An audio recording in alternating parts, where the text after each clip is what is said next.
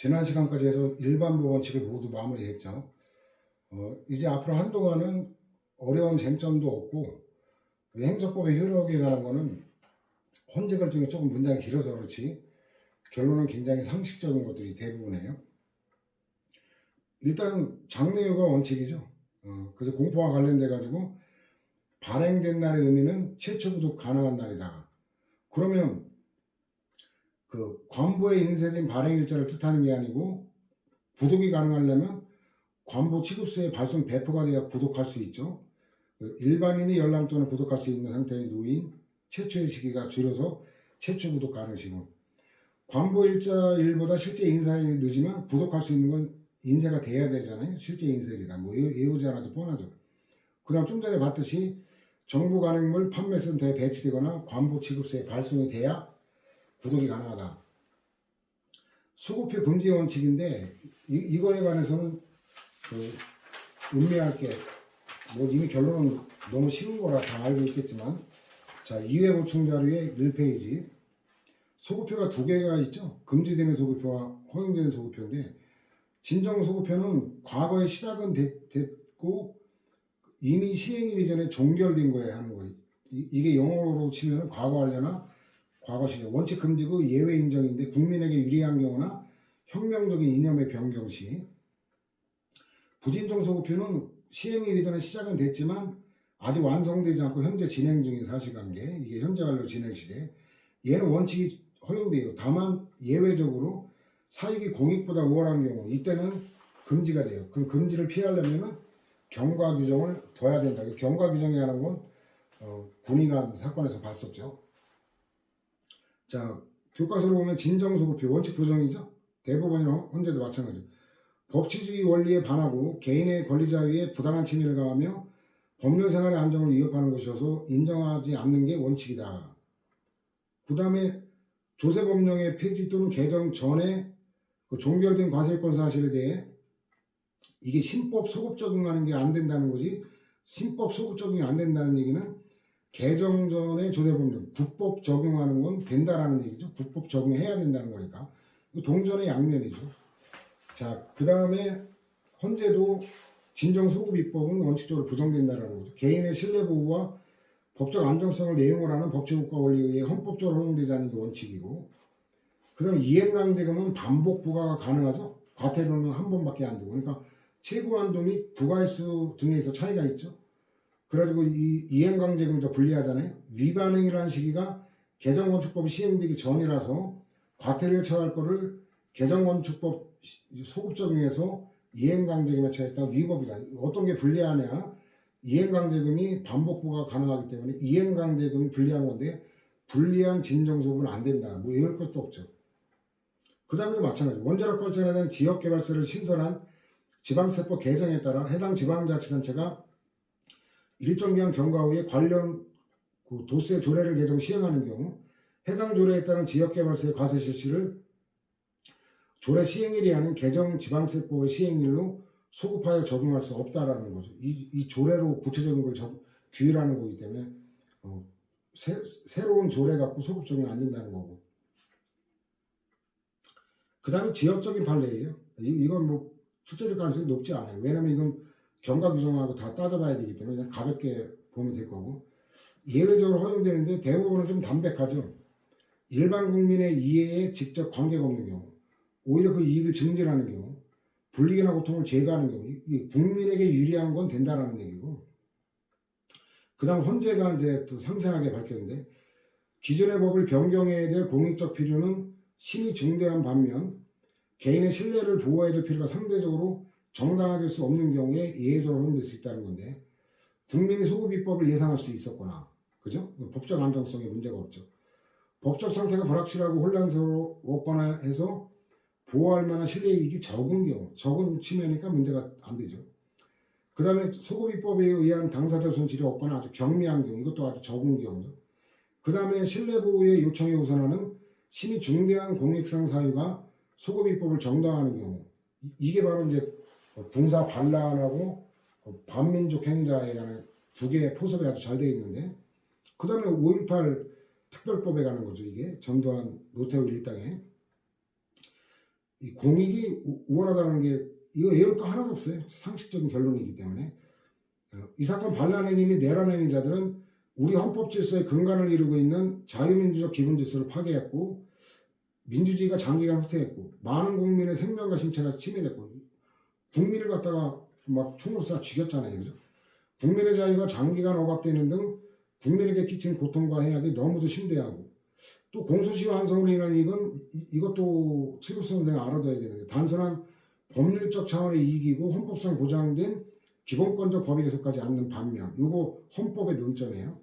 집권 과정에서 헌정질서 파괴 범죄를 범한 자들을 응징하여 정의를 회복한다는 거.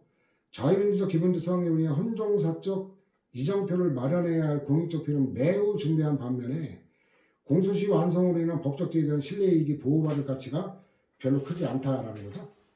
이거는 진정소급표일 때도 허용되면 부진정소급에 관한 게 119에 있는데 6번 판례 부진정소급을 갖는 경우는 더 말할 것도 없죠. 진정소급표도 합헌인데 그래서 그건 가볍게 보면 될 거고 그 다음에 리을 보면은 이제 친인재산 이거죠. 그래서 네 번째 줄 일반적으로 소급입법을 예상할 수 있었던 예외적 사안이고 이때 뭐 엄청났잖아요. 반민족 행위자 재산 몰수하자고 달성되는 공적 중대성은 압도적이고 따라서 진정소급입법이 허용되는 경우다. 뭐 길게 일단 인용을 해놨지만 결론은 간단합니다. 상식적인 결론이죠. 부진정소급입법 허용범인데 얘는 원칙적으로 허용된다 그랬죠. 근데 예외적으로 소급표를 요구하는 공익상 사유와 신뢰보호 요청 이거 사익이거든요. 사익의 교량 과정에서 신뢰보호 관점 이 사익이 입법자 형성권에 제한을 가하게 된다. 이 문장 독해가 조금 까다로워하는 건데 뭐냐면 이게 부진정소급입법은 원칙으로 허용된다는 얘기는 그 경과 규정을 둘지 말지가 입법자의 입법 형성권의 재량이에요. 근데 사익이 더 크게 되면은 제한을 가하게 되는 경과 규정을 두지 아니하면 안 되는 제한을 가하게 된다 이런 의미예요. 원래 더도 그만 안 더도 그만인데 더해야 될 의무니까 이제 입법 형성권에 제한이 가해지는 거죠. 그 다음에 얘는 금지되는 소급표가 아니다라는 거, 뭐 결론 뻔하죠. 적용 범위도 똑같아요. 진정 이것만 금지되는 것이다. 형벌 불소급의 원칙이 있는데 이것도 헌법에 출제가 됐던 판례인데 형벌 불소급의 원칙은 형사소추가 언제부터 어떠한 조건에서 가능한가 가벌성에 가는 거죠. 처벌할 수 있냐 없냐의 문제지 얼마 동안 가능한가 기간의 문제가 아니라는 거죠. 헌법의 규정은 행위의 가벌성에 가는 거란 말이에요. 언제부터 어떤 조건 하에서 가능한가 소추 가능성에만 연관될 뿐이지 가벌성이 있는데 공소시효가 지나면 기소를 못한다는 거지 범죄가 아니게 되는 건 아니거든요. 그래서 가벌성에는 영향을 미치지 않는 공소시효에 관한 규정은 원칙적으로 희록범위에 포함되지 않는다. 이거 엄청난 논점 결론이거든요. 7급 변호사 수험생들은 반드시 알아둬야 될 거고. 이것도 재밌는 사건인데 한국해양대학 그건데 이게 이제 그 징계 요건을 완화했다는 얘기는 징계 강화죠. 징계를 쉽게 하도록 요건을 완화했다는 얘기는 옛날 학칙에 따르면 징계 사유가 아니었는데 징계할 수 있게 된 거예요. 얘는 학기 도중에 바뀐 걸 적용하니까 학기가 시작은 됐지만 완성되지 않고 종료되지 않고 계속 진행 중인 걸 적용되니까 이거는 부진정 소급이니까 허용되죠. 그래 제적당한 사건인데 6번은 뭐 가볍게 읽어보면 된다 그랬고 그 다음 7번 그래서 이거 평등원칙에도 봤었죠. 이게 사익이 몇십억이나 들어간 큰 거니까 이거 2년간 둘 수 있다라는 경과 규정을 뒀기 때문에 이게 그 합헌이다라는 거예요. 경과 규정을 안 두면 저건 위헌이 될 수도 있던 거 아니고 그 다음에 뭐 시행 전에 개발에 착수했지만 개발을 완료하지 못했다. 그럼 더 볼 것도 없죠. 부진정이라는 거. 개정법령이 파산 선고를 임의적 취소 사유에서 필요적 취소 사유로 그 재량행위에서 기속행위를 바꾸는데 파산 선고 됐는데 복권되지 아니한 경우는 아직 완성된 사실이 아니잖아요. 그러니까 부진정 소급이니까 적법이죠. 10번은 아예 이거는 장래유예요. 장래유.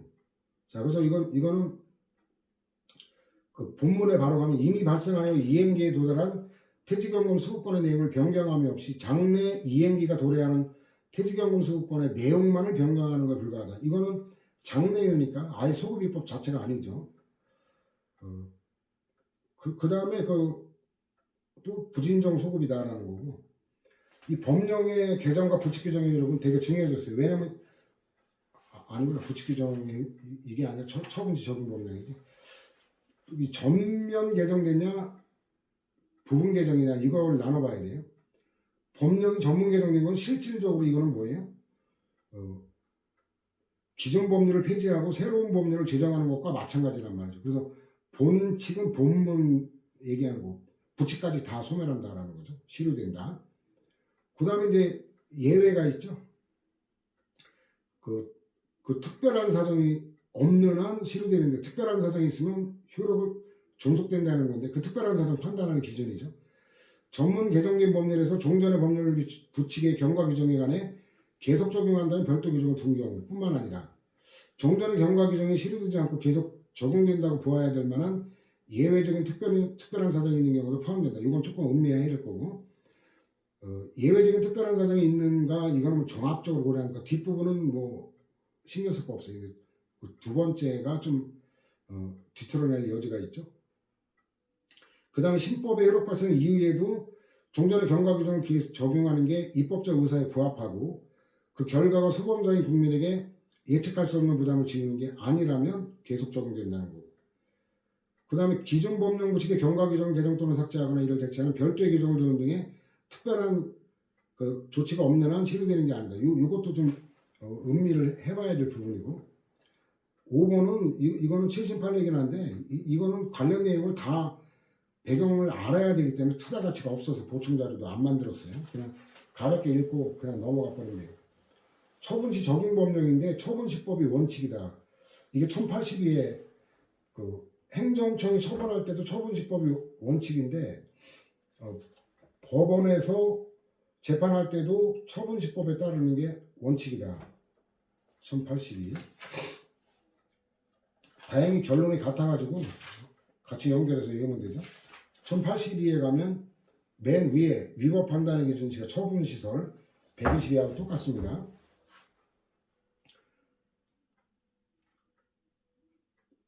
그래서 행정처분은 근거법령이 개정된 경우에도 경과 규정에서 달리 정함이 없는 한 처분 당시 시행되는 개정법령과 거기에서 정한 기준에 의한 게 원칙이고, 개정 전 법령의 존재에 대한 국민의 신뢰가 개정 법령의 적용에 관한 공익상 요구보다 더 보호 가치가 있다고 인정되는 경우에만 제한될 여지가 있다는 거고, 신청에 따른 처분의 발급에 관한 법령이 개정된 경우 경과 규정에서 달리 정하지 않는 한 처분 당시 시행되는 개정 법령과 여기에 의한 게 원칙이라는 거 다 같은 내용이죠. 그 다음에 신청 시와 처분 시가 달라졌을 때 인허가 신청 후 처분 전에 관계 법령이 개정 시행된 경우 원칙적으로 새로운 법령 및 허가 기준에 따라 처분해야 된다는 거예요. 다 똑같은 내용이에요. 정당한 이유 없이 처리를 지연했는지 판단 방법인데, 개정 전 법령의 적용을 회피하려는 행정청의 동기나 의도가 있었는지, 처분 지연을 쉽게 피할 가능성이 있었는지, 상식적인 내용이죠. 이 포섭이 되는 게 인천 서해 관광호텔 투정기업소 신규허가 신청에 대해서 구체적인 허가 기준을 정하도록 위임받은 시행령이 개정 시행되기를 기다렸는데 이게 아까 그 개정적 법령의 적용을 회피하려는 동기냐? 아니라는 거예요. 왜냐하면 그 기존 시행령에 바뀐 법률에 관한 내용이 없었기 때문에 개정 시행령을 기다릴 수밖에 없는 사정이 있었어요. 이러니까 적법이라고 한 건데, 그 밑에서 둘의 여섯째 쪽 보면 국법인 사행행위 단속법 시행령에는 신법이 정하고 있는 허가 기준인 특히 필요하다고 인정되는 경우를 보충하여 판단할 수 있는 아무런 규정이 없으니까 부득이하게 처리를 보류하고 시행령이 개정 시행되기를 기다릴 수밖에 없습니다. 정당한 이유가 있다고 보는 거죠. 그 다음에 국토인관리법 시행 당시에 주택건설 사업계획 승인 신청을 했는데 나중에 개정 법률의 시행으로 국토계획법 만들었죠. 국토인관리법 폐지됨에 따라 신법에 따라 발의한 거, 이거 당연히 허용되죠. 처분시법이니까. 마찬가지고 등록 여부를 결정할 당시 시행되는 법령과 그에 정한 기준에 의해야 된다는 거. 너무 쉽죠 이게. 이런 것들이 행정기본법에도 그 판례 내용이 됐기 때문에 이건 행정기본법 물어도 처분시법 똑같아요. 그 다음에 상수도 원인자 부담금 이것도 부가처분 당시 뭐 10개 없죠. 하나 예외는 다 예외가 있는데 이 법률관계라는 건 처분하고 다르잖아요. 법률관계는 권리의무관계를 얘기해요. 이건 법률관계 확정시 달리 말하면 지급사유 발생시예요. 그래가지고 여기 보면 이제 나눠보면 이해가 쉬워요. 사건의 발생 시 법령에 따라 법률관계가 확정되고 행정청이 이를 확인하는 처분하는 경우에는 처분시법이 아니에요. 이거는 장애 등급 결정시법이 아니라 법률관계 확정 시 장애급여 지급 청구가 취득 시 지급사유 발생 시 법령을 적용하는 게 원칙이다. 근데 이제 흉터로 인한 장애 등급을 결정함에서 개정 동기가 위헌적 요소를 없애는 반성적 고려 이게 한시법에 이제 관계되는 건데 이게 126하고 연결이 돼요. 126에 보면 그 6번 효력에서는 1번 판례 있죠. 이게 124하고 연결되는데 이게 한시법이라 그래요. 그 시간이 한정돼 있는 법. 그래서 뭐 몇 년 동안 시행한다 이런 것들인데 이게 이제 그 한시법이 효력이 소멸되면 처벌 근거가 없어지잖아요. 그래서 과연 처벌 근거가 없어졌는데 다만 이제 범죄 행위는 이 법률이 효력이 있을 때 범죄를 한 거예요. 근데 잡힌 게 이제 그 효력 상실되고 나서 잡혔을 때 과연 처벌할 수 있냐. 이게 동기서를 따라요. 동기가 사실상 필요가 없어진 경우는 이때는 처벌할 수 없다. 근데 처벌할 수 있다. 옛날에 처벌한 게 잘못이 아니니까. 근데 이게 잘못 처벌한 거는 반성적 고려에 의한 거일 때는 처벌할 수 없다. 이 한시법인데 이게 124개 연결되죠. 자, 두 번째 줄 보면 법률 이념의 변천으로 과거의 범죄로서 처벌하던 일부 행위에 대한 처벌 자체가 부당하다는 반성적 고려 이 동기가 이게 핵심 표지 이거 익혀놔야 돼요. 이 형법에서 아주 자주 출제되는 논점이거든요. 한시법 관련해서 고려에서 비롯된 것이라기보다는 사정의 변천에 따른 규제범위 합력 조정의 필요에 따른 것이다. 가발성이 소멸된 게 아니다. 근데 두 번째 거는 두 번째 쪽 본문에 처벌 대상으로 삼은 종전의 조치가 부당하다는 반성적 고려. 요 말 나오면 역시 그 신법 적용해야 된다. 반성적 고려니까 이거는 처벌할 수가 없다라는 얘기고 그 사정 변천, 반성적 고려 그런 표현을 핵심 표지로 잘 익히면 되는 거예요. 그 다음에 그 장애 등급 결정이 처분이잖아요. 이게 처분시가 아니라 장애가 있게 된 당시, 당사라고 했네. 당시 정오표. 그래서 이게 뭐 위에 거하고 똑같은 거 제약이 난 거고. 그 다음 법령 위반에 대한 제재 처분인데 그 위반 행위시법에 따르는 거예요. 이거는 형법의 행위시법주의 그 가는 건데 이 제재 처분이라 그래요. 제재 처분이라는 걸 잘 봐야 돼요. 제재 처분. 그래서 여기 건설업 면허 취소 제재죠. 두 번째 과징금 부과도 제재죠. 세 번째 그 본문 두 개면 이것도 과징금 부과 처분이죠. 두 번째 줄 본문 두 번째 줄. 그 다음에 적법한 용도 변경 절차를 마치지 아니한 위법 상태의 법적 성격을 판단하는 기준이 되는 법령은 이건 계속적 위법 상태가 계속되는 그 형법으로 치면은 그 계속범에 관한 경우죠. 이때는 계속 진행 중인 거니까 문제되는 시점 당시 시행되는 건축법령이라는 거. 이건 계속적으로 불법이 저질러지는 그런 사안. 시험 관련되는 거는 시험일자 법령이에요. 시험일자. 그 다음에 장래에는 당연히 허용되는 거죠. 자, 효력의 소멸은 미리 받고 지역적 효력에 가는 건데 이거 성문법에서 봤죠. 헌법에 의하여 체결공포된 조약과 일반적으로 승인된 국제법규는 국내법과 같은 효력을 지닌다. 헌법 6조 1항이죠. 그래서 여기 이 협약이 국내법적 효력이니까 우리나라 영토 전체에 효력이 미치는 게 이게 지역적 효력이죠. 속지주의라 그러죠. 그러니까 당연히 적용된다는 건 너무 뻔한 거고 개인적 효력은 이제 속인주의 관계되는 거죠. 여긴 대인적으로 가는 건데 일본국에서 영주권을 취득한 거죠. 어때요? 영주권은 국적 취득이 아니잖아요. 그러니까 대한민국 국민이니까 외국인 토지법 준용하면 안 되는 거고, 북한 주민도 대한민국 헌법상 어때요? 그 헌법 주권 국민 영토잖아요. 3조에 뭐라고 돼 있어? 한반도의 영토는 대한민국의 영토는 한반도와 그 부속 도서로 한다 이렇게 돼 있잖아요. 한반도 전체가 대한민국 영토죠. 조선인을 부친으로 하여 출생한 자는 임시 규정에 따라 조선 국적을 일단 취득했죠. 대한민국이 건국이 되기 전에 일단 조선이라는 명칭을 썼어요. 재헌헌법의 공포 동시에 대한민국 국적을 취득했다는 거고, 북한 국적을 취득하여 중국 주재 북한 대사관으로부터 북한의 해외 국민증을 발급받았다. 그래도 북한 지역 역시 대한민국의 영토에 속한 한반도의 일부를 이루는 것이어서 대한민국의 주권이 미칠 뿐이다라는 거. 밑으로 네 번째 줄 내려가면 재국민이 다른 나라 여권, 이 여권은 또 중국 여권이었어요. 이 여권이 국적을 가름하는 본질적인 건 아니거든요. 대한민국에 입국했다 하더라도 그가 당초에 대한민국의 국민이었던 점이 인정되는 이상 다른 나라 여권을 소지한 사실 자체만으로는 중국 얘기하는 거, 중국의 국적을 취득했다거나 대한민국의 국적을 상실한 거로 의제되는 게 아니다. 그러니까 얘 어때요? 이런 강제 추방시켜서는 안 된다라는 거죠. 그 다음에 행정법의 해석은 별거 없어요. 법 해석의 방법과 관계 가볍게 보면 될 거고, 침익적인 거는 이거는 엄격하게 해석해야 된다는 거 상식이죠. 침익적 행정행위의 근거가 되는 행정법규는 엄격하게 해석 적용해야 되고, 상대방에게 불리함, 이게 167에 비교할 게 하나 있어요. 이게 유추 해석, 확장 해석은 불리한 확장 해석, 유추 해석만 안 되는 게 원칙이에요. 근데 167에 보면 유리한 것도 유추 해석, 확장 해석이 안 되는 유일한 게 있어요. 167에 보면 그게 바로 조세법규에 가는 건데, 167에 보면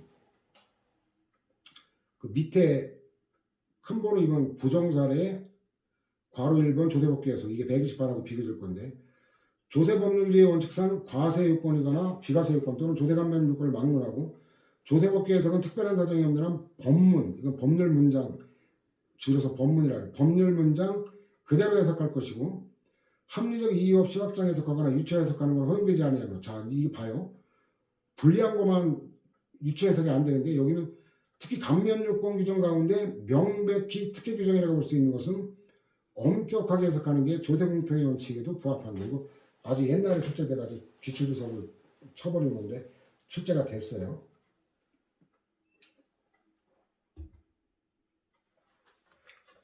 그 다음에 후원금의 용도 외 사용에 관한 규정.